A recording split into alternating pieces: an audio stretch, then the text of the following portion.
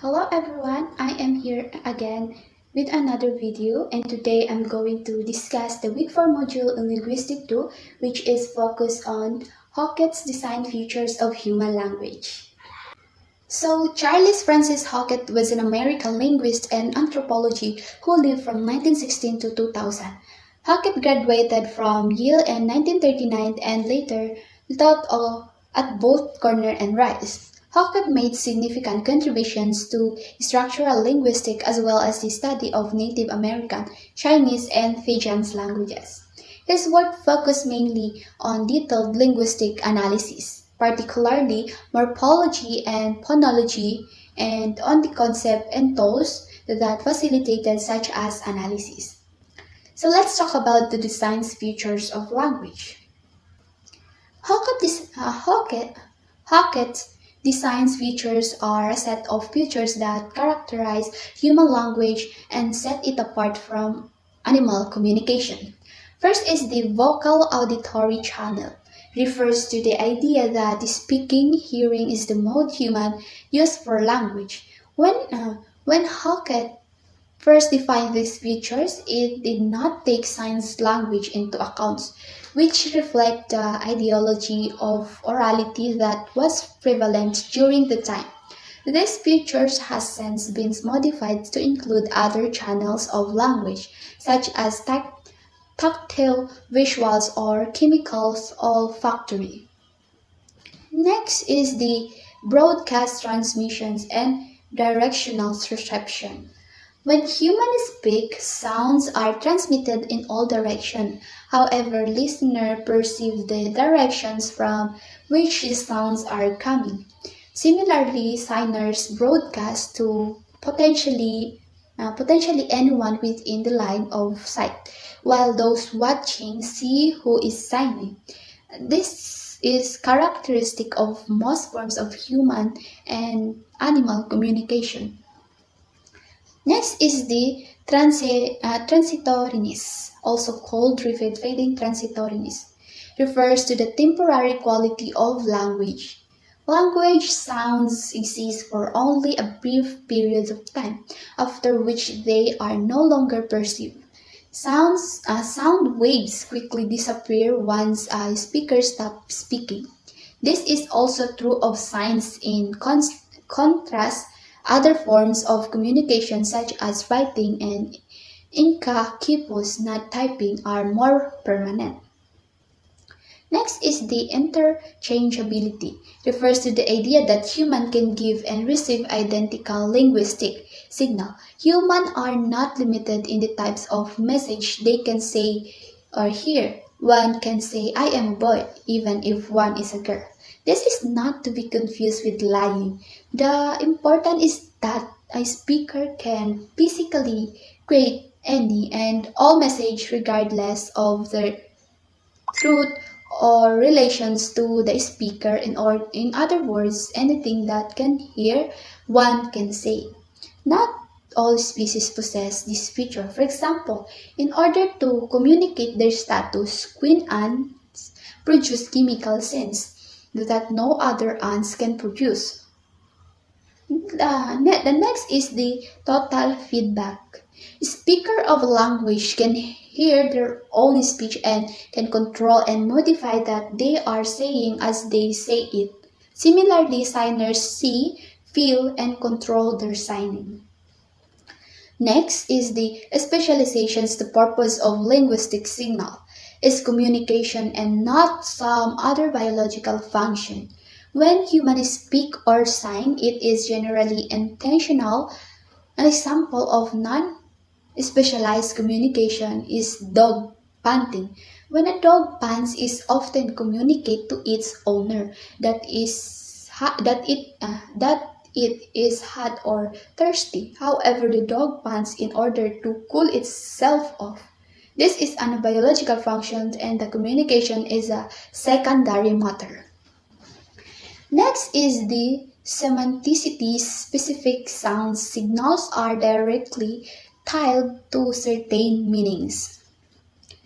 Next is the arbitrariness. Language are generally made up of both arbitrary and iconic symbols. In a spoken language, iconicity takes the forms of onomatopoeia, murmur in English. There is no distinctive or logical connection between a sound's form and what it refers to. Almost all names a human language attributes an object are those arbitrary. The word car is nothing like an actual car. Spoken words are generally nothing like the object they represent. This is further demonstrated by the fact that different languages attribute very different names to the same object. Signed languages are transmitted visually and this allows for a certain degree of iconicity. The next one is the discreteness linguistic. Represent can be broken down into small, discrete units, which combine with each other in rule-governed ways. They are perceived categorically, not continuously. For example, English marked number with the plural morphemes s, which can be added to the end of any noun. The plural morphemes is perceived categorically, not continuously. We cannot express smaller or larger quantities by varying how loudly we pronounce the s. Next is the displacement. Displacement refers to the idea that humans can talk about things that are not physically present on that do not even exist. Speakers can talk about the past and the future and can express hope and dreams. A human's speech is not limited to here and now. Displacement is one of the features that separates human language from other forms of primate communication. Next is the productivity. Productivity refers to the idea that language user can create and understand novel utterances. Humans are able to produce as unlimited amount of utterances. Also related to productivity is the concept of grammatical patterning, which facilitate the use and comprehensions of language. Language is not stagnant but is constantly changing. New idioms are created all the times and the meaning of signals can vary depending on the context and situation.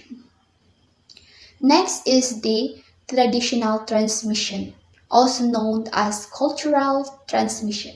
Traditional transmission is the idea that while humans are born with innate language capabilities, language is learned after birth in a social setting. It differs critically from Chomsky's idea of universal grammar, but rather purpose that people learn how to speak by interacting with experienced language users. Significantly, language and cultures are woven together in these contracts functioning hand in hand for language acquisition. Next is the duality of patterning. Meaningful messages are made up of distinct smaller, meaningful units, words, and morphemes, which themselves are made up of distinct smaller, meaningless units. It's morphemes. The next one is the prevarications. Prevarication is the ability to lie or deceive when using language. Human can make false or meaningless statement. That this is an important distinction made of human communication language as compared to animal communication. While animal communication can display a few other design features as proposed by Hackett, animal communication is unable to lie or make up something that does not exist or have reference.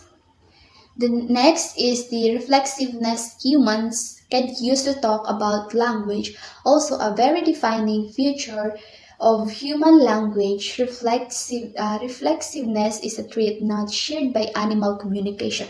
With reflexiveness, human can describe what language is, talk about the structure of language, and discuss the idea of language with other using language. Lastly is the learnability language is teachable and learnable in the same way. As a speaker learns their first language, the speaker is able to learn other language. It is worth noting that young children learn language with competence and is, however, language acquisition is constrained by a critical period such that it becomes more difficult when children pass a certain age. That's all for today, Mom. Thank you.